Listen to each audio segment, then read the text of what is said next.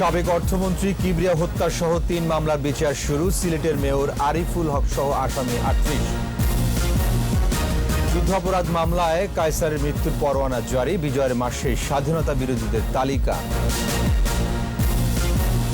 সড়ক নির্মাণে প্রাকৃতিক ভারসাম্য রক্ষা করতে প্রধানমন্ত্রীর নির্দেশনা। চালকদের ডোপ টেস্টের তাগিদ। খোরাকি ভাতা দিতে মালিকপক্ষের সম্মতি। নৌ শ্রমিকদের ধর্মঘট প্রত্যাহার। এবং করোনাকালে ধরণীতে দেবী দুর্গা মহাষষ্ঠীতে শারদোৎসবের আনুষ্ঠানিকতা শুরু।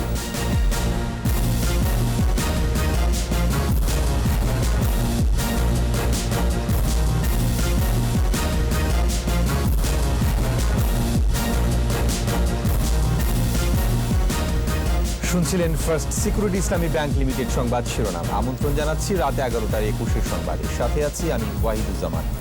দর্শক, 21 টেলিভিশনের সংবাদ একই সাথে সরাসরি দেখতে পাবেন আমাদের ফেসবুক পেজ www.facebook.com/21 অনলাইনে।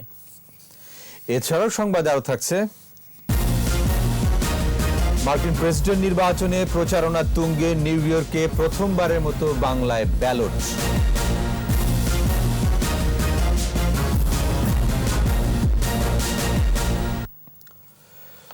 সাবেক অর্থমন্ত্রী শাহ এএমএস কিবরিয়া ও সাবেক রেলমন্ত্রী সুরঞ্জিত সেনগুপ্তের উপর গ্রেনেড হামলার ঘটনায় দায়ের করা আলাদা ৩ মামলার বিচার শুরু হয়েছে।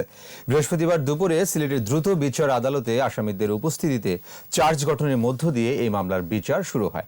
আসামিদের মধ্যে আছেন সাবেক স্বরাষ্ট্র প্রতিমন্ত্রী লুৎফুজ্জামান বাবর, সিলেটের মেয়র আরিফুল হক চৌধুরী ও হবিগঞ্জ পৌরসভার সাবেক মেয়র জি.কে. গাউস। সিলেট বিভাগীয় প্রতিনিধি ওয়েস খসরুর রিপোর্ট জানাচ্ছেন সমর ইসলাম।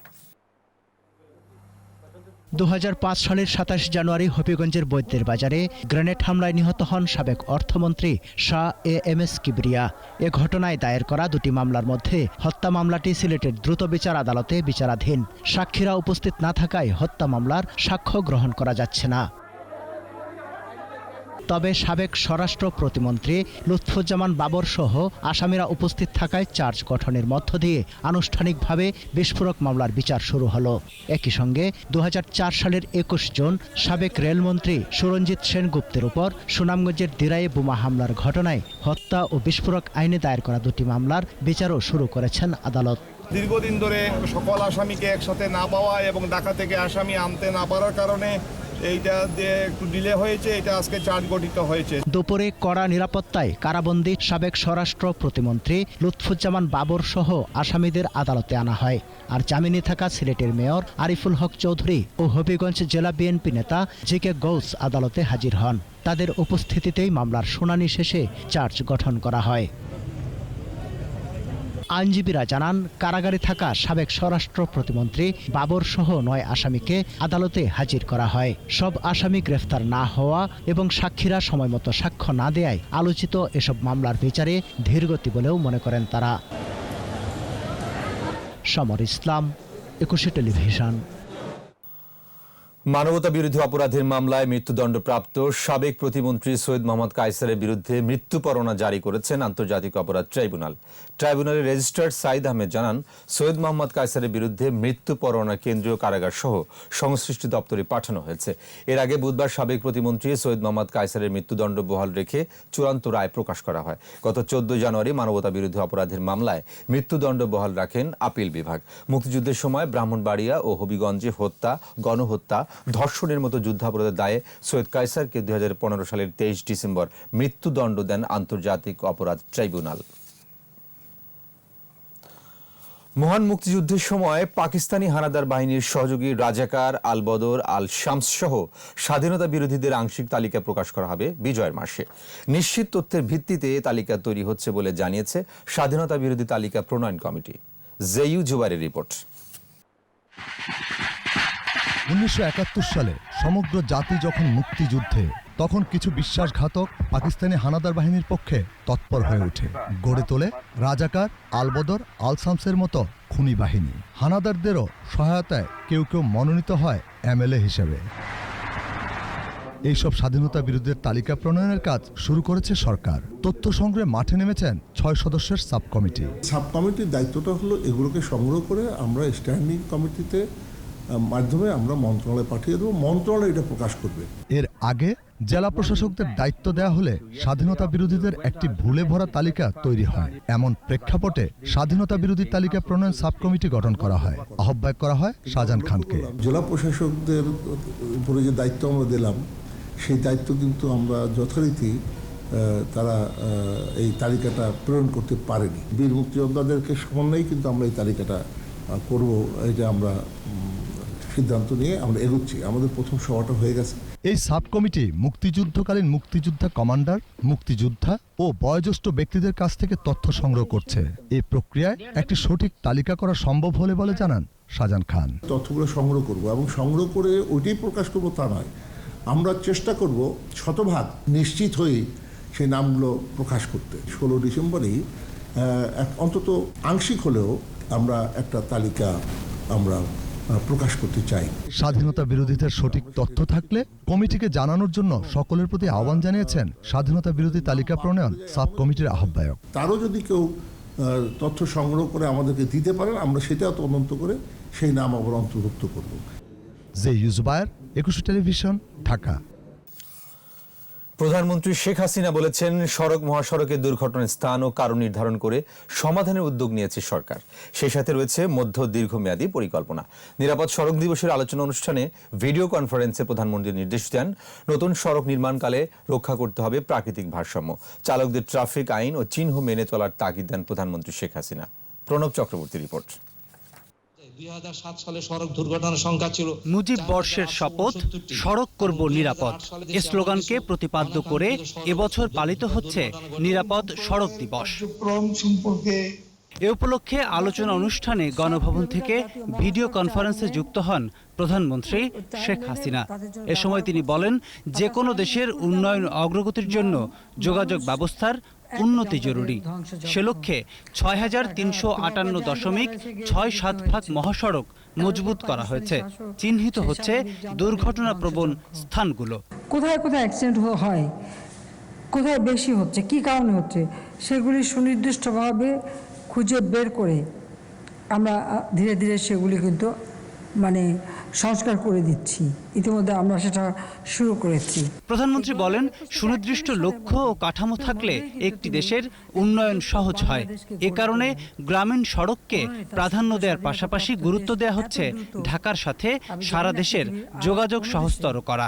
41কে সামনে রেখে যত রাস্তাঘাট, সড়ক, মহাসড়ক যা আছে, আমরা কোন কোন জায়গায় আমাদের যোগাযোগটা আরও বাড়াতে হবে, কোথায় কোথায় আরও দ্রুত যোগাযোগ বাড়াতে হবে, কোন কোন ক্ষেত্রে আমাদের ব্যবসা বাণিজ্য বাড়বে, সেই সবগুলি বিবেচনা করেও কিন্তু আমরা পরিকল্পনা প্রণয়ন করে নিচ্ছি।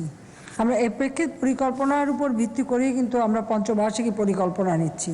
শেখ হাসিনা বলেন, চালকদের ড্রাইভিং লাইসেন্স দেওয়ার ক্ষেত্রে রাখতে হবে স্বচ্ছতা। পথচারী সহ সকলকেই মানতে হবে ট্রাফিক আইন।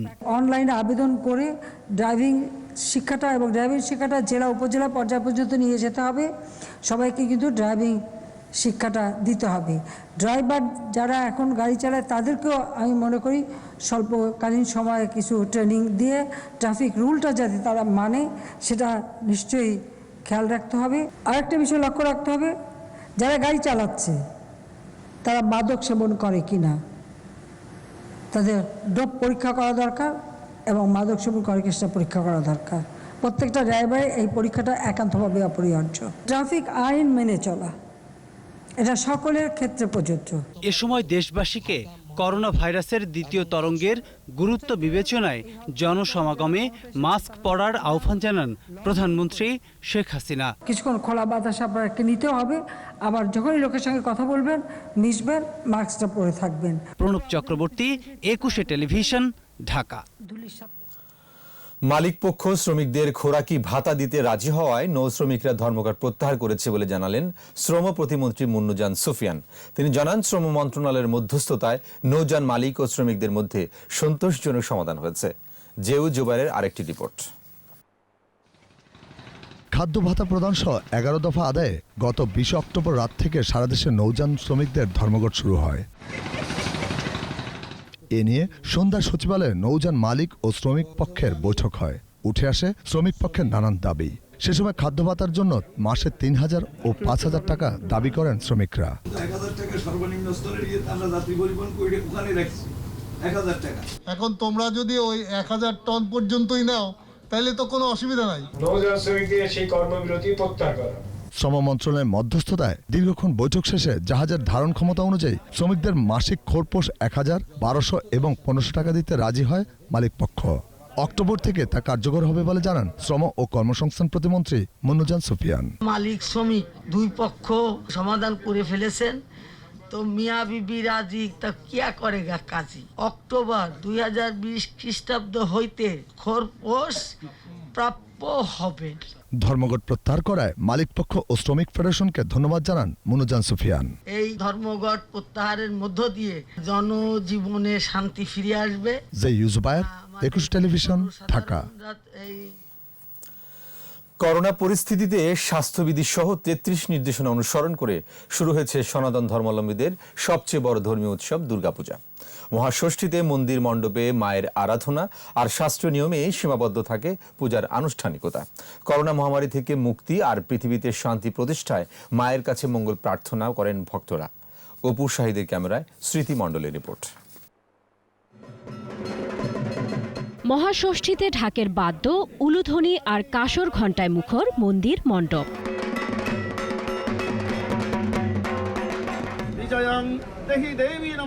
পুরোহিতের কণ্ঠে মন্ত্রপাঠ, দেবীর আরাধনায় মগ্ন ভক্তরা। ষষ্ঠী কল্পারম্ভের মাধ্যমে সূচিত হয় মা চণ্ডীর আবাহন। বেলতলায় মা চণ্ডীকে মঙ্গল ঘটে প্রতিষ্ঠা করে চণ্ডী পাঠের মাধ্যমে মাকে স্বাগত জানানো হয়। ষষ্ঠী কল্পারম্ভের মাধ্যমে আমরা মা চণ্ডীকে আহ্বান করে আমরা তাকে প্রতিষ্ঠা করি।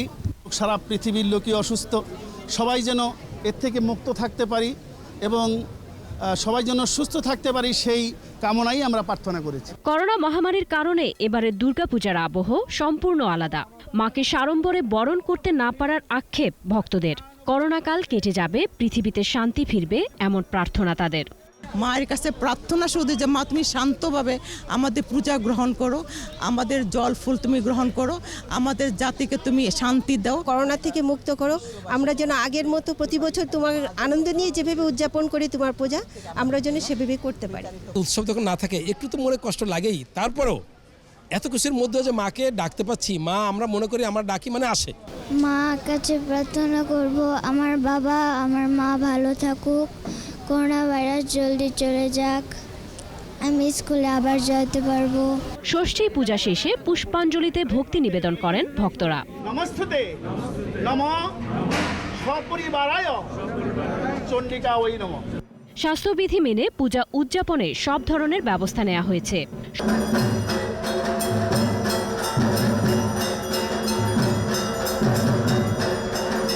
সবাইকে নিয়ম মেনে চলার আহ্বান আয়োজকদের। অঞ্জলির সময় আমরা 25 থেকে 50 জনকে আমরা লিমিটেড করে দিয়েছি। কারো যদি স্থান যদি বেশি হয়, যদি সে 100 জনকে ফিজিক্যাল ডিস্টেন্সিংটা মেনটেন করে যদি তারা রাখতে পারে, তারা সেটা নেবেন। দেবী দুর্গা এবার মর্তে এসেছেন দোলায় চড়ে, যাবেন গজে। করোনা পরিস্থিতিতে উৎসবকে বাদ দিয়েই হচ্ছে এবারে দুর্গাপূজা। নেই কোনো আলোকসজ্জা, নেই কোনো উৎসব আনন্দের আয়োজন, কিন্তু ভক্তি আর ভালোবাসায় অবিচল ভক্তরা। মায়ের চরণে পুষ্পাঞ্জলি দিয়ে করোনামুক্ত পৃথিবীর প্রার্থনাই ছিল সবার কণ্ঠে। স্মৃতিমণ্ডল, 21 টেলিভিশন, ঢাকা। আমাদের বিশেষ আয়োজন যুক্তরাষ্ট্রে প্রেসিডেন্ট নির্বাচন।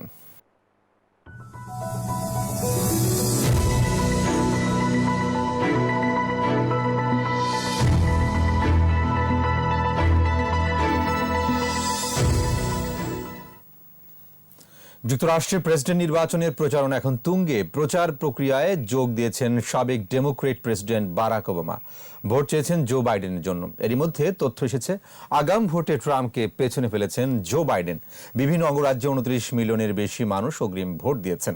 আজহারুল ইসলামের রিপোর্ট। ক্ষমতাধর যুক্তরাষ্ট্রের প্রেসিডেন্ট নির্বাচনের ভোট গ্রহণ হবে 12 দিন পর। এরই মধ্যে অনেক রাজ্যের জনগণ আগাম ভোট দিয়েছেন। সেই ভোটের ফলাফলে এগিয়ে ডেমোক্র্যাট প্রার্থী জো বাইডেন। এ পর্যন্ত ৪৫টি রাজ্যের ২৯ মিলিয়নেরও বেশি মানুষ আগাম ভোট দিয়েছেন। বাইডেনের গাধা প্রতীক পেয়েছে ১৪.২ মিলিয়ন ভোট। বিপরীতে ট্রাম্পের হাতি প্রতীকে ভোট পড়েছে 10.1 মিলিয়ন। এদিকে পেনসিলভেনিয়ায় নির্বাচনী প্রচারণায় ট্রাম্পকে ক্রেজি আঙ্কেল বলে মন্তব্য করেছেন সাবেক প্রেসিডেন্ট বারাক ওবামা। তার মতে ট্রাম্প বর্ণবাদকে উৎসাহিত করেছেন। আর নর্থ ক্যারোলিনায় 2016 সালের নির্বাচনী ফলাফল নিয়ে ওবামার ভুল বোঝাবুঝির বিষয়টি নিয়ে উপহাস করেছেন প্রেসিডেন্ট ট্রাম্প। অপরদিকে FBI কর্মকর্তাদের দাবি ডেমোক্র্যাট ভোটারদের হুমকি দিয়ে ইমেল পাঠানোর জন্য দায়ী ইরান। ইরান ও রাশিয়ার কাছে ভোটার নিবন্ধনের কিছু তথ্য রয়েছে বলে জানিয়েছে সংস্থাটি। আজহারুল ইসলাম, 21 টেলিভিশন। এদিকে মার্কিন প্রেসিডেন্ট নির্বাচনে নিউ ইয়র্কে বসবাসরত বাঙালিরা প্রথমবারের মতো বাংলায় ছাপা ব্যালটে ভোট দেওয়ার সুযোগ পাচ্ছেন। স্থানীয় সময় 24 অক্টোবরে অঙ্গরাজ্যে আগাম ভোট শুরু। বাংলায় ব্যালট হওয়ায় মার্কিন রাজনীতিতে বাঙালিদের সক্রিয় অংশগ্রহণ বাড়ছে। এছাড়া এবার কেন্দ্রগুলোতে বাংলাদেশের স্বেচ্ছাসেবকের সংখ্যাও বাড়ছে। রিপোর্ট দুলি মল্লিকের। ট্রাম্প ও বাইডেন, মার্কিন প্রেসিডেন্ট পদে একজনকে বেছে নিতে ভোটের মাঠে সক্রিয় বাঙালিরা। নিউ ইয়র্কে প্রায় 1 লাখ বাঙালির বাস। তাদের দীর্ঘদিনের দাবি ছিল বাংলায় ছাপা ব্যালট পেপার। এবার তাদের সেই দাবি পূরণ হচ্ছে। মাতৃভাষায় প্রেসিডেন্ট নির্বাচিত করার সুযোগ পাচ্ছেন বাঙালিরা। তবে এই দাবি আদায়ে আন্দোলনেও নামতে হয়েছে। আর এই আন্দোলনের শুরু থেকে যুক্ত ছিলেন বাংলাদেশি বংশোদ্ভূত মার্কিনী মাজদা উদ্দিন। বর্তমানে তিনি new York city board of election campaign finance advisory বোর্ডের সদস্য। জানালেন দাবি আদায়ের পেছনের কথা। যে কোনো জিনিস করতে গেলেই আমাদের ভোটিং সিস্টেমটাকে সামনে নিয়ে আসতে হয়। পলিটিক্যালি বলেন, কমিউনিটি ইস্যু বলেন, কমিউনিটি পাওয়ার বলেন, সবই কিন্তু আমাদের ভোটিং পাওয়ারের উপরে নির্ভর করে। 2013 সালে নিউ ইয়র্কের কুইন্সে স্থানীয় নির্বাচনে 60টি কেন্দ্রে বাংলা ব্যালট পেপার ব্যবহৃত হয়। এবার ওইসব কেন্দ্রে প্রেসিডেন্ট নির্বাচনে বাংলা ব্যালটে ভোটের সুযোগ তৈরি হয়েছে। বাংলাকে আজকে এস্টাবলিশ করার কারণে কিন্তু আমাদের বহু ক্যান্ডিডেট এখন নির্বাচনে পর্যন্ত অংশগ্রহণ করতে চাচ্ছে। পাশাপাশি বাঙালি অধ্যুষিত এলাকার কেন্দ্রগুলোতে স্বেচ্ছাসেবকের সংখ্যা বাড়ছে বলেও জানান তিনি। যুক্তরাষ্ট্রের প্রেসিডেন্ট নির্বাচনে ব্যালটে বাংলার ব্যবহার এবারই প্রথম নয়। 2012 সালে মিশিগান অঙ্গরাজ্যে ও এরপর বিভিন্ন অঙ্গরাজ্যে বাংলা ব্যালটে ভোট দেওয়ার সুযোগ পান বাঙালি ভোটাররা। দুলি মল্লিক, 21 টেলিভিশন। নিচ্ছি বিরতি। স্বাস্থ্যবিধি মেনে চলুন, সুস্থ থাকুন। যখন ফিরছি তখন অন্যান্য খবরের সঙ্গে আরো থাকবে। পেঁয়াজ রপ্তানি বন্ধ করলে ভারতকে 1 মাস আগে জানানোর অনুরোধ। ভোজ্য তেলের দাম কমল লিটারে 2 টাকা। 20 লাখ ব্যানকোভিড কিনবে নেপাল। সমঝোতা স্মারক সই। ক্লিনিক্যাল ট্রায়ালে আগ্রহ। আবার আমন্ত্রণ রাত 11টার 21 সংবাদে। পেঁয়াজ রপ্তানি বন্ধ করতে চাইলে অন্তত 1 মাস আগে বাংলাদেশকে আনুষ্ঠানিকভাবে জানাতে ভারতীয় হাই কমিশনার বিক্রম দোরাইস্বামীকে অনুরোধ করেছেন বাণিজ্য মন্ত্রী টিপু মুনশি। সচিবালয়ে ভারতীয় হাই কমিশনারের সাথে বৈঠক শেষে টিপু মুনশি জানান, আগে থেকে জানা গেলে অন্য উৎস থেকে আমদানি করা যায়। এছাড়া মিল গেটে খোলা ভোজ্য তেলের দাম 2 টাকা কমানোর সিদ্ধান্তের কথাও জানান বাণিজ্য মন্ত্রী। রিপোর্টে জানাচ্ছেন মোহাম্মদ নুরুন নবী। বছরে পেঁয়াজের মোট চাহিদা 30 লাখ টনেরও বেশি। উৎপাদন হয় 25 লাখ টনের মতো। তবে যথাযথ সংরক্ষণ ও বাজারজাত না করার ফলে গড়ে 25 থেকে 30% পেঁয়াজই নষ্ট হয়ে যায়। সে হিসেবে ঘাটতি 8 থেকে 9 লাখ টন। চাহিদা পূরণে বরাবরই প্রতিবেশী ভারতের উপরেই নির্ভরশীল বাংলাদেশ। গেল কয়েক বছর অভ্যন্তরীণ চাহিদার কথা বলে আগেভাগে কোনো ঘোষণা ছাড়াই হঠাৎ পেঁয়াজ রপ্তানি বন্ধ করে ভারত। সাথে সাথেই সংকট দেখা দেয় দেশের বাজারে। এই অবস্থায় রফতানি বন্ধ করতে হলে অন্তত 1 মাস আগে নোটিশ করার অনুরোধ বাণিজ্য মন্ত্রণালয়ের।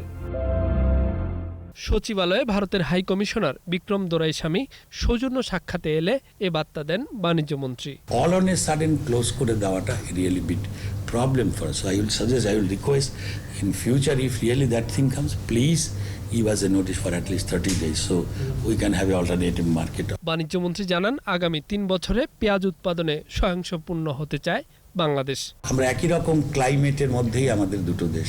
গত বছরও কিন্তু যে অঞ্চল থেকে আমাদের পেঁয়াজ আসে ভারতের, সেই বম্বে, নাসিক, সেই অঞ্চলে কিন্তু বৃষ্টির কারণে সেখানেও প্রোডাকশন কিন্তু অ্যাফেক্টেড হয়েছে। এবারও কিন্তু ভারতের বন্যা আমাদের বন্যা একই রকম, যার জন্য ভারতের উপরে আমরা খুব বেশি ডিপেন্ড করতে চাই না, বিশেষ করে পেঁয়াজের জন্য। আগামী 3 বছরের মধ্যে আমরা যেন পেঁয়াজে স্বয়ংসম্পূর্ণ, এটাই বন্ধ কথা। কেন তাদের লোককে না খাইয়ে আমাদের দেবে না, এটা আমাদের ক্ষেত্রে হলেও হতো। তাছাড়াও আমরা গ্রীষ্মকালীন সামার সময়ে যে পেঁয়াজ অনিয়ন উৎপাদন করা যায় সেই বীজ নিয়ে কাজ করছে আমাদের কৃষি মন্ত্রণালয়। এর আগে ব্যবসায়ীদের সাথে বৈঠকে মিলগেটে খোলা ভোজ্য তেল 2 টাকা কমে বিক্রির সিদ্ধান্ত হয়েছে। এতে সয়াবিন তেল মিলগেটে 2 টাকা কমিয়ে 90 টাকা এবং পাম তেল 80 টাকা মূল্যে বিক্রি হবে। তবে হিসাবটা কেজি না লিটারে তা নিয়ে আছে অস্পষ্টতা। মোহাম্মদ নুরুন নবী, 21 টেলিভিশন, ঢাকা। গ্লোব বায়োটেকের করোনা টিকা ব্যানকোভিড সফল প্রমাণিত হলে প্রাথমিকভাবে 20 লাখ ডোজ নেবে নেপাল।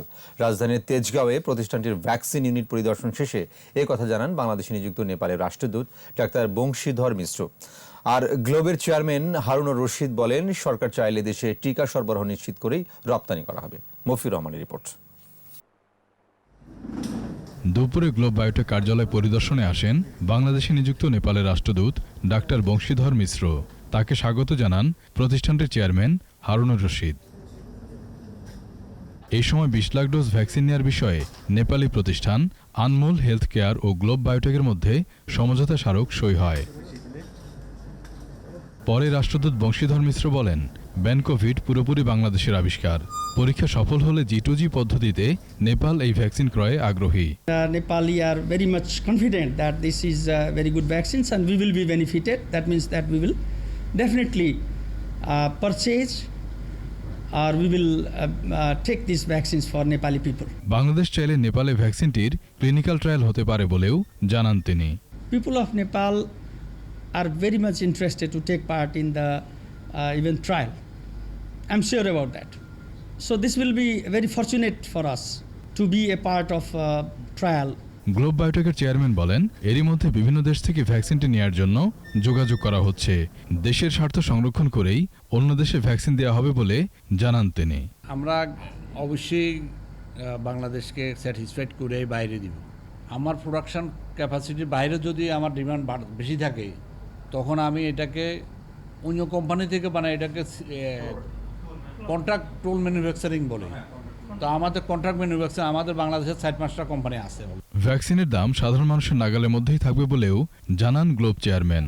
আমেরিকান ভ্যাকসিন, আমেরিকান মডার্নাটা খুব সম্ভবত $50 না $60 ওরা নির্ধারণ করছে।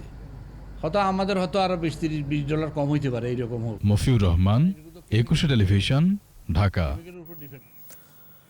24 ঘন্টায় কোভিড-19 দেশে আরও 24 জনের মৃত্যু হয়েছে। এ নিয়ে মোট মৃত্যু 5747। স্বাস্থ্য অধিদপ্তরের সংবাদ বিজ্ঞপ্তি বলছে, 229তম দিনে 110টি ল্যাবে 14,958 নমুনা পরীক্ষায় শনাক্ত হয়েছে 1,696। এ নিয়ে মোট শনাক্ত 3,94,827 জন। নতুন 1,687 জন সুস্থ হয়েছে 3,10,532 জন। সুস্থতার হার শতকরা 78.65 এবং মৃত্যু 1.46%। সবচেয়ে বেশি মৃত্যু ঢাকা বিভাগে 2,951 জন। এরপরের অবস্থান চট্টগ্রাম বিভাগে, মারা গেছেন 1,150 জন। চট্টগ্রামে মৃত ব্যক্তির জীবিত হয়ে ওঠার ঘটনায় চট্টগ্রামের চিফ মেট্রোপলিটন ম্যাজিস্ট্রেটকে সার্বিক অনুসন্ধানের নির্দেশ দিয়েছেন হাইকোর্ট। মামলার 2 আসামির মধ্যে দুর্জয় আচার্য জামিন পেয়েছেন। শাকের আরজুর রিপোর্ট। চট্টগ্রামের হালি শহরে দিলীপের শতভাগ পুড়ে যাওয়া লাশ উদ্ধার। পুলিশ বাদী হয়ে মামলা করলে গ্রেফতার হয় জীবন ও দুর্জয়। এরপর 164 ধারায় দিলীপকে হত্যার কথা স্বীকার করে জীবন, কিন্তু হঠাৎই খুঁজে পাওয়া যায় মৃত দিলীপকে। বাধে হইচই, ভিকটিম তাহলে কে? ঘটনা সম্পর্কে জানতে বৃহস্পতিবার হাইকোর্টের তলবে হাজির হন দিলীপ। আসেন মামলার তদন্ত কর্মকর্তা সহ 4 জন। আদালতের জিজ্ঞাসাবাদে দিলীপ জানান, জীবন ও দুর্জয়ের সাথে তার কর্মসূত্রে পরিচয়। আর জীবন ও দুর্জয় আদালতকে জানান, দিলীপের হত্যাকাণ্ডে তারা জড়িত নন। আমার স্ত্রীর সাথে ঝগড়া হয়েছে, ধরার পর আমি চলে গেছি আমার বোনের বাসায়। মানুষকে বলে আসছে যে দিলীপকে থানায় যেতে বলবে। পুলিশের কাছে আমি এসে দেখা করছি। মামলার তদন্ত কর্মকর্তা আদালতকে জানান, লাশ শতভাগ পুড়ে যাওয়ায় কে ভিকটিম তা এখনও চিহ্নিত করতে পারেননি তারা। মামলার তদন্ত চলার সময় দিলীপকে তার বোনের বাসায় পাওয়া যায়।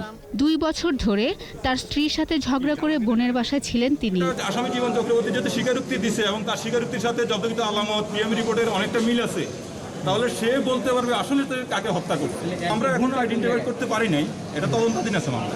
এ সময় আদালত প্রশ্ন রাখেন, দিলীপ কাণ্ডে 2 জন গ্রেফতার হলো, তাহলে মৃত দিলীপ ফিরে আসে কিভাবে? পরে আদালত দুর্জয়কে জামিন দিয়ে ঘটনা অনুসন্ধানের নির্দেশ দেন। চিফ মেট্রোপলিটন ম্যাজিস্ট্রেট চিটাগংকে একটা নির্দেশনা দিয়েছে যে টোটাল সার্কামস্ট্যান্সের উপর ভিত্তি করে টোটাল জিনিসটাকে উনি ইনকোয়ারি করে একটা রিপোর্ট প্রদান করবেন। দুর্জয় হাইকোর্টে জামিন আবেদন করলে ঘটনাটি আদালতের নজরে আসে। শাকের আরজু, 21 টেলিভিশন, ঢাকা।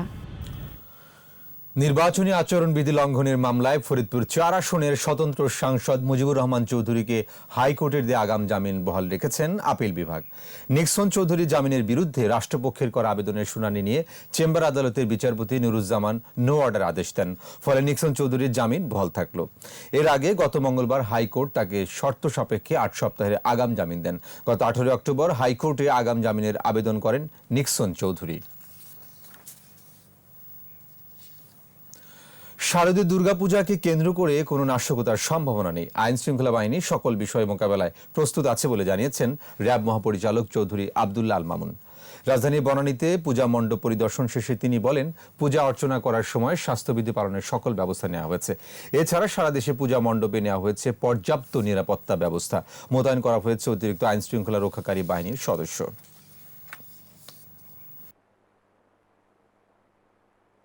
গোয়েন্দার তথ্যগুলোর প্রেক্ষিতে আমরা বলতে পারি এখনো পর্যন্ত আমরা এই ধরনের কোনো নাশকতার সম্ভাবনা দেখছি না। তারপরেও আমরা সবসময় তৎপর থাকি, যে কোনো সময় যে কোনো তথ্য পেলে আমরা এই বিষয়ে সতর্ক আছি এবং ব্যবস্থা নেওয়ার জন্য তৎপর আছি। নিচে বিরতি, স্বাস্থ্যবিধি মেনে চলুন, সুস্থ থাকুন। যখন ফিরছি তখন অন্যান্য খবরের সঙ্গে আরো থাকবে। রাজধানীতে বিসিকের হেমন্ত মেলা জমজমাট বেচা কেনায় প্রাণ ফিরে পেলেন ক্ষুদ্র উদ্যোক্তারা।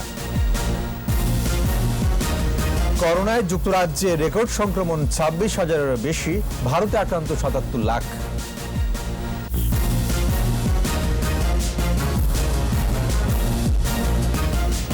আবার আমন্ত্রণ রাত 11টার 21 সংবাদে। করোনা ভাইরাসের কারণে দীর্ঘ বিরতির পর বিসিকের উদ্যোগে রাজধানীতে হয়ে গেল ক্ষুদ্র কুটির শিল্প মেলা। অনেকদিন পর এ ধরনের মেলায় অংশ নিতে পেরে প্রাণ ফিরে পেয়েছেন ক্ষুদ্র উদ্যোক্তারা। আরো জানাচ্ছেন মেহেদী হাসান। অল্প মূলধনে ব্যবসা ক্ষুদ্র উদ্যোক্তাদের, তাই দোকান বা শোরুম নিয়ে ব্যবসা করা সম্ভব হয় না অনেকের। তাদের জন্য একটা বড় উপলক্ষ বিভিন্ন ধরনের মেলা। বছরে 8 থেকে 10টি মেলায় অংশ নিয়ে থাকেন তারা, কিন্তু করোনা সংকটে বন্ধ হয়ে যায় সব ধরনের মেলা বা প্রদর্শনী। এমন পরিস্থিতিতে রাজধানীতে বিসিকের এই হেমন্ত মেলা যেন প্রাণ ফিরিয়ে দিয়েছে ক্ষুদ্র উদ্যোক্তাদের। এখানে অনেক খরচ কম, আপনার স্টল ভাড়া কম, আর মার্কেটে করতে গেলে তো অনেক খরচ করা লাগে। আমি ঢাকাতে করি, ঢাকার বাইরেও করি, সব মিলে 12-15টার মতো অ্যাটেন্ড করা হয়।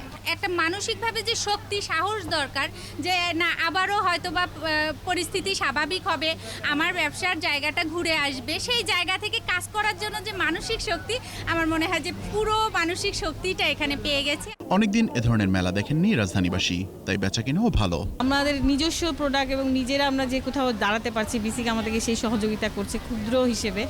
বিসিকের অনেক ধন্যবাদ আসলে আমাদের এত সুন্দর একটা আয়োজন করার জন্য। মতিঝিলের বিসিক কার্যালয়ে 18 অক্টোবর শুরু হয়েছিল 5 দিনব্যাপী এই মেলা। মেহেদী হাসান, 21 টেলিভিশন, ঢাকা। নোয়াখালীর চাটখিলে চাচিকে ধর্ষণের দায়ে গ্রেফতার যুবলীগ নেতা মুজিবুর রহমান শরীফকে 2 মামলায় 4 দিনের রিমান্ড দিয়েছে আদালত। জেলার 7 নম্বর আমুলি আদালতের সিনিয়র জুডিশিয়াল ম্যাজিস্ট্রেট মোহাম্মদ সাইদিন নাহি ধর্ষণ ও অস্ত্র আইনের মামলায় এ আদেশ দেন। এর আগে দুপুরে চাটখিল থানা পুলিশ 2 মামলায় তার বিরুদ্ধে 10 দিন করে 20 দিনের রিমান্ড আবেদন করেন। আদালত শুনানি শেষে নারী ও শিশু নির্যাতন দমন আইনে 3 দিন এবং অস্ত্র আইনে 1 দিন, মোট 4 দিনের রিমান্ড মঞ্জুর করেন।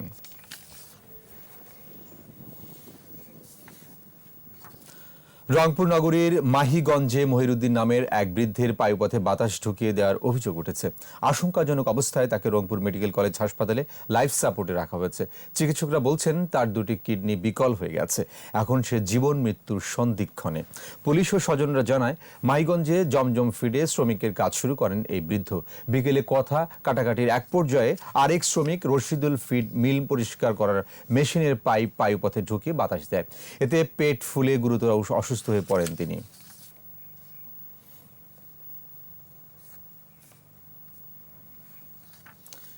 এবার সোশ্যাল ইসলামী ব্যাংক লিমিটেড বাণিজ্য সংবাদ।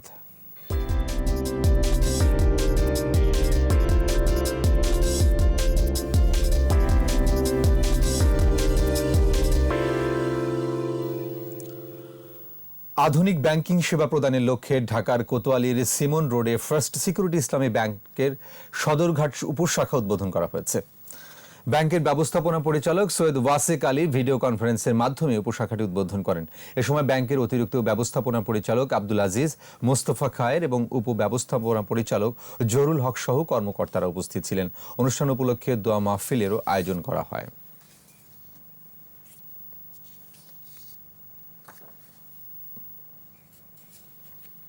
ইসলামী ব্যাংক বাংলাদেশ লিমিটেডের পল্লী উন্নয়ন প্রকল্পের ব্যবসায় সম্মেলন ডিজিটাল প্ল্যাটফর্মে অনুষ্ঠিত হয়েছে। প্রধান অতিথি ছিলেন ব্যাংকের ব্যবস্থাপনা পরিচালক ও প্রধান নির্বাহী মাহবুবুল আলম। এ সময় তিনি বলেন, এ প্রকল্পের সদস্যদের 92% নারী, যা নারীর কর্মসংস্থান ও ক্ষমতায়নে ভূমিকা রাখছে। এছাড়া পল্লী উন্নয়ন প্রকল্প দারিদ্র্য বিমোচনে জামানতবিহীন বিনিয়োগের মাধ্যমে দেশের 26,000 গ্রামের প্রায় 13 লাখ পরিবারকে দেশের অর্থনীতির মূলধারায় সম্পৃক্ত করেছে। সম্মেলনে উদ্বোধনী ভাষণ দেন additional managing director Mohammad Monirul Maola. অনুষ্ঠানে আরও বক্তব্য দেন additional managing director Mohammad Kaiser Ali ও deputy managing director Abu Reza Yahya সহ ঊর্ধ্বতন কর্মকর্তারা। সোশ্যাল ইসলামী ব্যাংক লিমিটেডের 51তম উপশাখা চট্টগ্রামের আকবর শাহতে উদ্বোধন করা হয়েছে। ব্যাংকের প্রধান কার্যালয় থেকে ভার্চুয়াল প্ল্যাটফর্মে আয়োজিত অনুষ্ঠানে উপশাখার উদ্বোধন করেন ব্যাংকের ব্যবস্থাপনা পরিচালক ও প্রধান নির্বাহী কাজী ওসমান আলী। উপস্থিত ছিলেন ব্যাংকের উপব্যবস্থাপনা পরিচালক আবু নাসের চৌধুরী, সিরাজুল হক ও শামসুল হক এবং বিসিজিবিডির প্রধান আব্দুল মোতালেব সহ ঊর্ধ্বতন কর্মকর্তারা।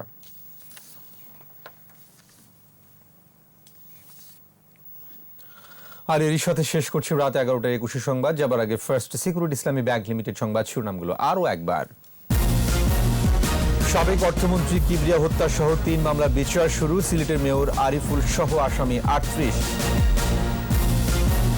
যুদ্ধাপরাধ মামলায় কায়সারের মৃত্যু পরোয়ানা জারি। বিজয়ের মাসে স্বাধীনতা বিরুদ্ধে তালিকা। সড়ক নির্মাণে প্রাকৃতিক ভারসাম্য রক্ষা করতে প্রধানমন্ত্রীর নির্দেশনা, চালকদের ডোপ টেস্টের তাগিদ। খোরাকি ভাতা দিতে মালিকপক্ষের সম্মতি, নৌ শ্রমিকদের ধর্মঘট প্রত্যাহার। এবং করোনাকালে ধরণীতে দেবী দুর্গা, মহাষষ্ঠীতে শারদোৎসবের আনুষ্ঠানিকতা শুরু।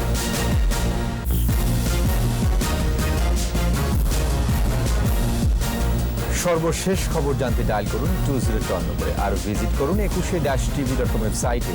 এছাড়া ফেসবুকে লগ ইন করতে পারেন facebook.com/2124 অনলাইনে। পরের সংবাদ রাত 1টায় দেখার আমন্ত্রণ রইল। স্বাস্থ্যবিধি মেনে চলুন, সুস্থ থাকুন। ধন্যবাদ।